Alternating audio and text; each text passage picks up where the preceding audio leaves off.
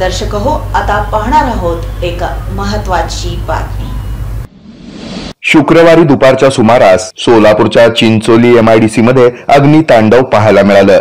येथील केमिकल कंपनीला भीषण आग लागली। साधारणतः सायंकाळी 4 वाजण्याच्या सुमारास ही आग लागल्याची माहिती समोर आली आहे। कंपनीमध्ये वेल्डिंगचं काम सुरू होतं, त्यावेळी त्या कामातील एक ठिणगी कंपनीमध्ये असणाऱ्या एका केमिकलनं भरलेल्या बॅरलवर पडल्यामुळे मोठा स्फोट झाला। त्यानंतर आग भडकली। ही माहिती अग्निशामक दलाच्या जवानांनी दिली। बघता बघता आगीनं रौद्र रूप धारण केलं। ही आग सर्वत्र पसरली। याच आगीच्या भक्ष्यस्थानी संपूर्ण कंपनी सापडली। सुरुवातीला एकाच विभागात ही आग पसरली होती, पण काही वेळानंतर अन्य विभागामध्ये आगीच्या ज्वाला पसरत गेल्या। धुराचे लोट पाहून हायवेवरील येणाऱ्या जाणाऱ्यांमध्ये एकच खळबळ उडाली।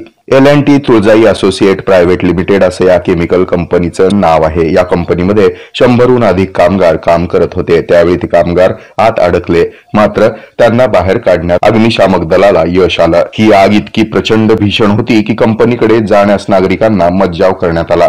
आगीचे लाल बुंद तांडव पाहून सोलापूर पुणे राष्ट्रीय महामार्गावरील वाहनधारकांना धक्काच बसला। आगीचे मोठे मोठाले धुराचे लोट काळोख पसरवत होते। संपूर्ण L&T तुळजाई केमिकल कंपनी आगीच्या भक्ष्यस्थानी पडली। जीवितहानी झाली नाही, मात्र करोडोंची वित्तहानी मात्र झाली।